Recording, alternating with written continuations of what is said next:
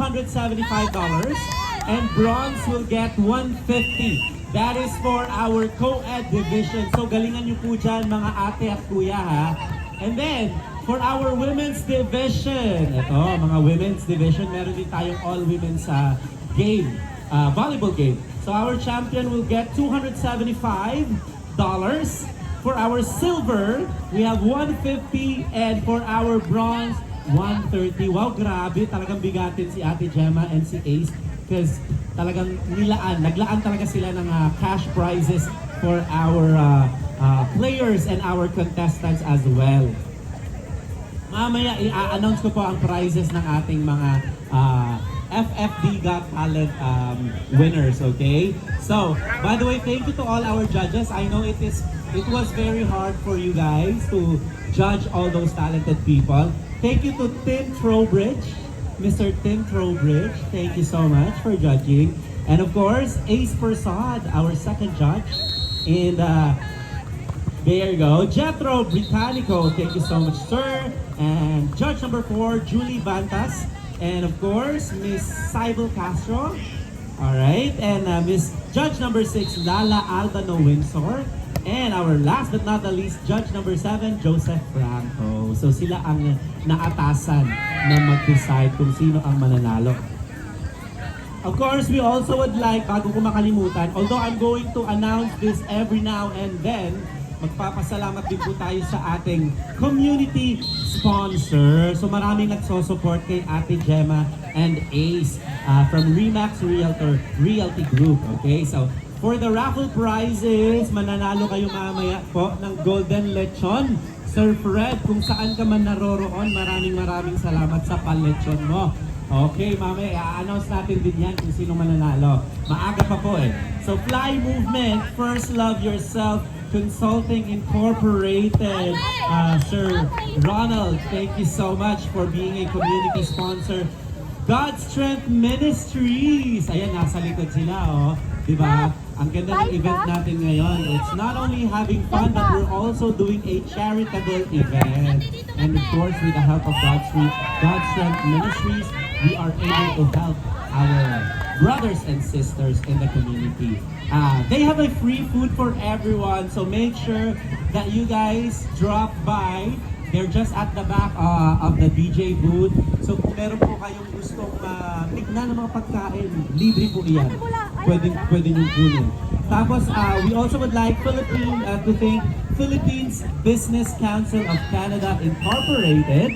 And thank you so much as well, Magbi Canada volunteers for making sure our event is safe and well organized tonight. Ayan ang ating mga Magbi, naka-uniform sila. Si Kuya Mario and team, thank you so much for always being there for our community. And Mary Grace Toledo. Ayan na si Ate Mary Grace. Asa na si Ate Mary Grace? Nandito siya kanina yung nag-video. Siya yung nagdala kay Spider-Man. Kinuha niya pa si Spider-Man sa noodles.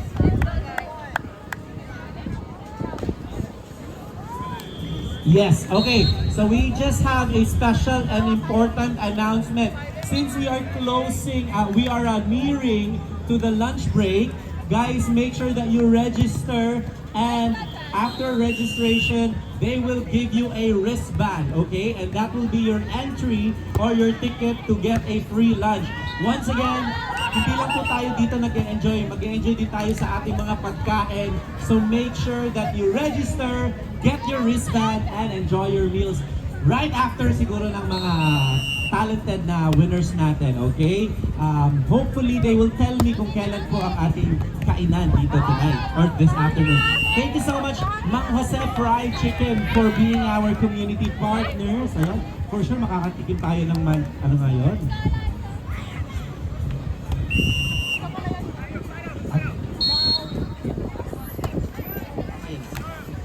Okay, all right.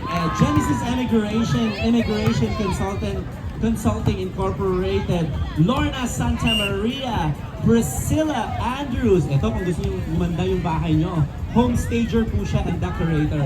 GFI Global Financial Impact, Eva Agparo, Remax, Tim Trowbridge, as I said, he is one of our judge. Pintak Events and Makeup by Candice David. Ate Candice David, where are you? Salamat po. Romeo Chadley, and of Real Estate Guru. Dom Streamers Academy, of course, ang ating mga talent. Woo! Ayun pala, pinahanap ko kayo sa GC, hindi kayo sumasagot, ha? Okay, Pinuno, thank you so much, Sir Gerald. Alam ko wala ka dito ngayon, so enjoy your vacation. Tagpuan, thank you so much.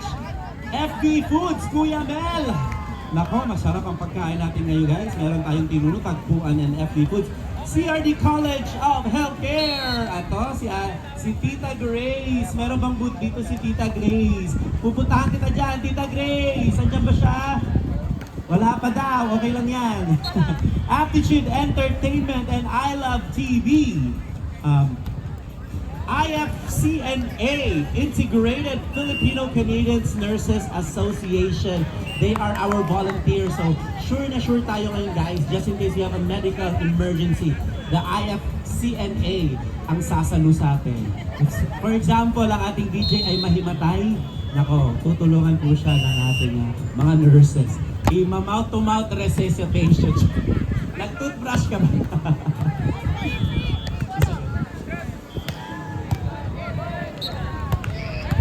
Okay, by the way, to all our talented contestants, if I can have you guys here at the backstage, once again, calling all our talented contestants, we are just verifying some information so that we can categorize you and give you the right prizes for you guys.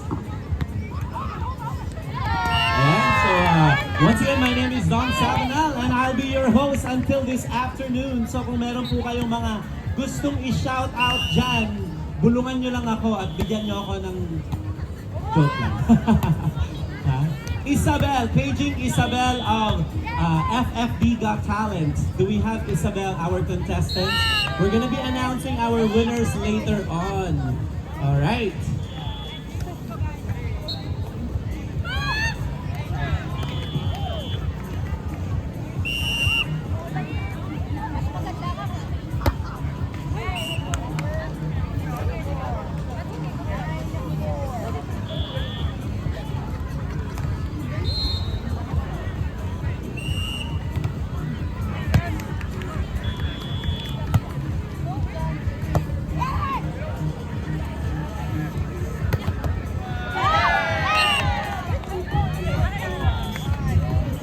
Also, we'd like to thank our another community partners, Primerica Group, Myla Reyes, Independent Representative.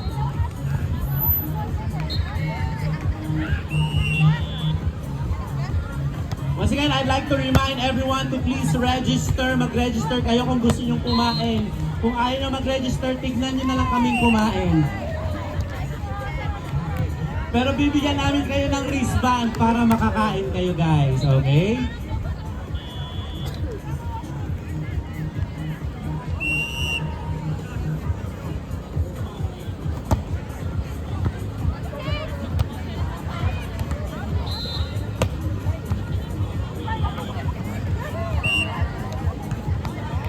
Okay, so another special announcement sa mga volleyball players natin. Alam naming busy kayo, pero sana marinig nyo to. You guys have a separate booth for your food, okay? So to all our volleyball players, we know that you have the green and yellow wristbands. You have to go to the other booth that is assigned only for our volleyball players. Ayan. Kasi kailangan nyo lumamon para maging magaling sa pagba-volleyball. Kaya iba yung booth nyo, ha. Once again, iba yung booth ng mga volleyball players. We have a separate booth for you. At the volleyball registration booth, nandun ang inyong area. And sa lahat ng mga hindi pa naka-register, make sure register na po kayo because malapit na ang lunchtime, okay? And of course, palakpakan natin Ate Gemma Pascual! Nag-change outfit na siya. Mamaya mag-gown siya.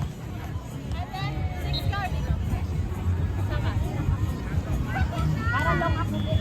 Sige.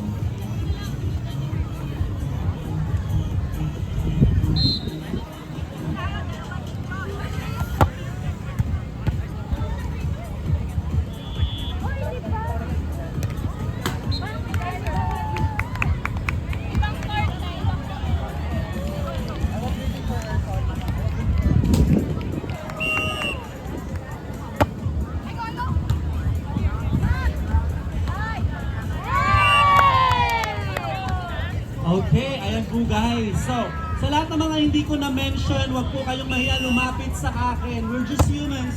We sometimes make errors, but it's not intentional.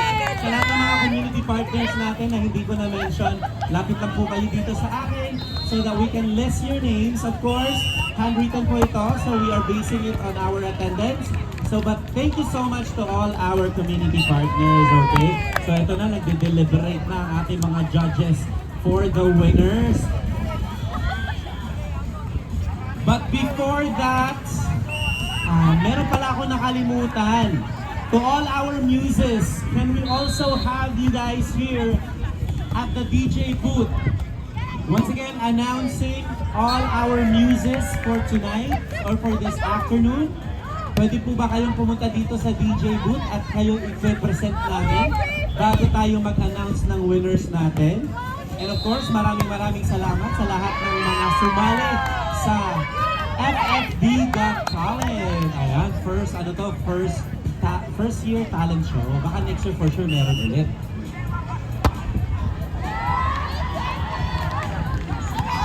And the cash prize for the volleyball, I mentioned this a while ago, pero pag narinig nila to ulit, for sure, gagalingan nila. For our co-ed division, thank you. At meron tayong $500 for the champion. And for the silver, we have $275. And for the bronze, $150. And for the women's division, champions will get $275. Silver will get $150 and bronze $130. Yes, eto na guys, makikita na natin ang mga magagandang dilag ng ating event ngayon. We call them our FFD Muses. Of course, brought to you by Remax Crossroad, ladies and gentlemen, by Gemma Pascual and Ace Persod Realty Team. Ayan ang ating mga news, naghahanda na guys. Sa lahat ng mga fans ng ating mga news, lakasan nyo ang inyong mga hiyawan at palakpakan dahil sila ay lalabas na.